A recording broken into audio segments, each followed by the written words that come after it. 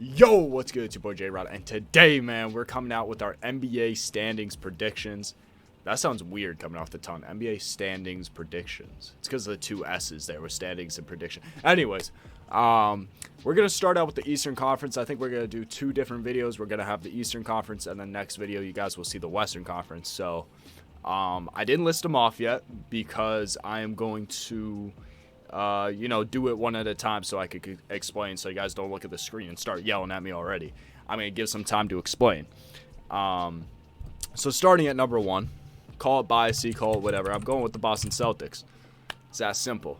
I think not only were we the 2 seed last year, but we started the first half of the season very rough, and we picked it up a lot by the second half of the season.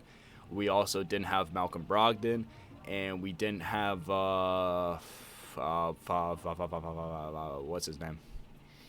Gallinari. We didn't have Gallinari either. I think those are two big additions, and I think this year we could afford to lose a guy to injury like a Jaylen Brown, Jason Tatum, or Brogdon, and be able to recover it better than we would have last year. Because if Jason Tatum goes out, then Jaylen Brown's really the only main scoring option, where now we have Brogdon, we have Gallinari, we got these other guys that could support the cast to get some buckets. So I like Celtics for the number 1 spot there. And then for number 2, I'm going to go with the Miami Heat. We're a team last season that suffered a lot of injuries and we're still able to get the number 1 seed. And I think having Victor Oladipo playing for the regular season is going to be a huge addition after not having him until the playoffs. So I got Miami anywhere between 1 and 3, but I'm going to go with the number 2 spot. And then for 3, I'm going to go with the Milwaukee Bucks. I could see the Bucks being a 1 seed, but I went down with them at the 3 seed. I think they're going to, look to rest guys like Giannis, Chris Middleton. We see them kind of starting to rest them a little bit more. Like, I don't want to say resting like they're sitting out, but if a player gets injured, they're going to take a little bit longer of a time to make sure they get back and play. At least that's kind of things I noticed from last year heading towards the end of the season. They played a lot of their bench rotational guys. But regardless, they're going to be a top 3 team without a doubt in my mind. And then for the number 4 spot, I'm going with the 76ers. They had a really good offseason with getting D'Anthony Melton. Whoa, Mike almost fell there. With getting D'Anthony Melton. They also got themselves... who else did they get? Oh, PJ Tucker. 2 really good additions, and then obviously you still got Tyrese Maxey, who's going to take a big step up this year. You got Matisse Thybulle. If he can improve offensively, that would be huge. Joel Embiid's been staying a lot healthier. I think James Harden's going to have a comeback year, so I like the 76ers, and I could even see them finishing higher than the 4 seed. At number 5, I'm going to go with the Chicago Bulls. The biggest thing for the Chicago Bulls, there's 2 big things. 1, can they stay healthy? And then 2, can they beat the good teams? Because last year they beat up on the bad teams. Whenever they faced the good teams that were over 50, it wasn't very good. So I think the Bulls should be a little bit better. They got their chemistry up. But health is definitely going to be a big concern for this season. And then at the 6th seed, we have the Nets. The Nets are a really weird team to rank. The Nets could be anywhere from, the 1 seed down to, the 12.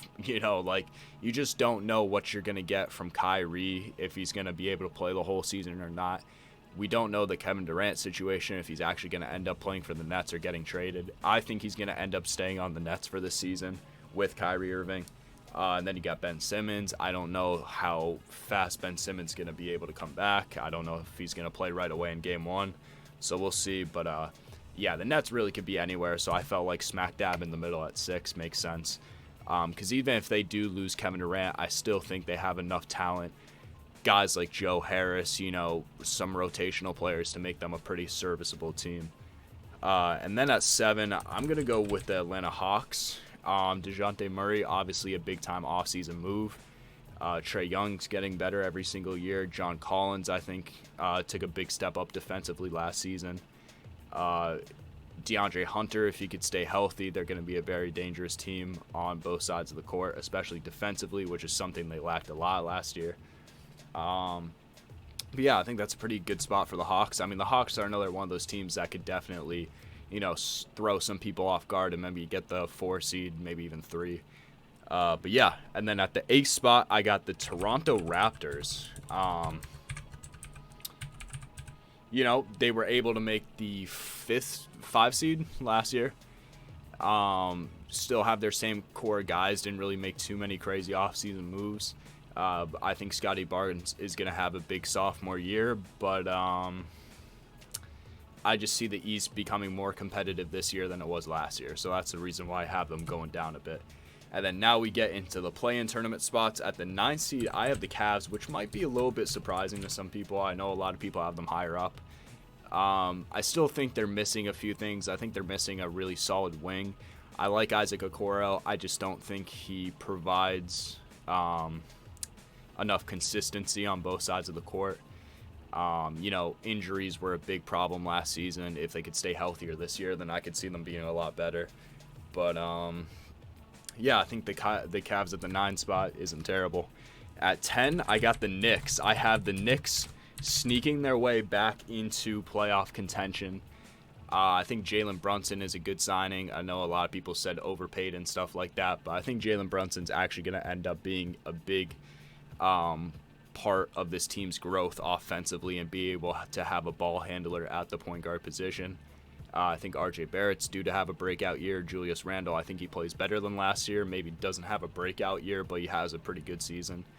Mitchell Robinson, if he could stay healthy. They have a lot of good pieces. They just got to find a way to put it all together. And then at the 11th seed, the teams that are missing out on the play-in tournament, I got the Washington Wizards. Other than Bradley Beal, even Bradley Beal has kind of, last season didn't have a great season. I know he got injured a lot, so he couldn't really prove himself, but the Wizards don't have enough. They have a lot of really good role players. They have a deep team with a lot of role players, but they don't have any of those top guys that are going to put them up and over the edge. Kristaps Porzingis, I'll be surprised if he plays more than 30 games this year. It gets rough. And last season, Wizards fans went off on me. If you guys have not seen that video, go check it out. Wizards fans were at my neck. And this was when I was first starting out my YouTube channel. So Wizards fans got beef with me. I just speak the truth. People were saying that the Wizards were going to be better than the Celtics last year. Yeah. All right, and then at the 12th seed, I'm going to go with the Hornets. I felt like the Hornets just had a very rough offseason. They didn't get a good center, which is something they needed. They're still running with Mason Plumlee. If anything, they're probably going to be worse now that they're probably not going to bring back Montrezl Harrell. So the center position's rough. Obviously, Miles Bridges, now you don't even have a forward when that was a position that you already were kind of, looking to get some other forwards other than Miles Bridges, because Gordon Hayward, even though Gordon Hayward's still a really good basketball player, he's a guy that gets injured as well, and I don't see Gordon Hayward going for the full season. So, unfortunately, there's just not enough help around LaMelo Ball. Obviously, Terry Rozier is still a good player, but the Hornets just they got worse. They got worse roster-wise from last season. I think they slipped down a little bit. So for the 13th spot, I'm going to go to the Detroit Pistons. I think the Pistons are going to show a lot of flashes this year. I think they're going to be a team that, they're going to be, near the bottom of the barrel, but I think they're going to be competitive. I think they're going to lose a lot of games very closely. I think you're going to see big games from Cade, Jaden Ivey. I think you're going to see a lot of promise. I know the 13th spot doesn't look very promising for Pistons fans, but I think it's going to be I think they're going to be surprisingly happy with how the season goes. And then at the 14th spot, I'm going to go with the Indiana Pacers. I really like Tyrese Halliburton, but other than that, I just don't think there is enough for them to be competitive. If they had DeAndre Ayton, I might have looked to them to go to the 12th spot, maybe even 10. But, yeah, they don't have enough. They're in a rebuild phase. And then at 15, at the bottom of the barrel, I'm going with the Orlando Magic. Have a lot of good young players. A lot of good solid role players. But I still think they're going to have a hard time trying to figure out which guys they want to give the most minutes. I think it's going to take them at least halfway through the season to decide, okay, these are the guards that we want to play. These are the forwards. Center, they got a lot of different guys they got to pick and choose from. But yeah, that was my Eastern Conference predictions. Let me know what you guys think. Let me know if there should be anything that should be changed. this is more than I ever wrote in my school. I went back into the Google Drive for the first time in years, and it feels like I wrote an essay, man. So leave a like on this video if you enjoyed. Subscribe to the channel if you're not subscribed, and turn on those post notifications so you do not miss any future videos. Love y'all, man, and peace.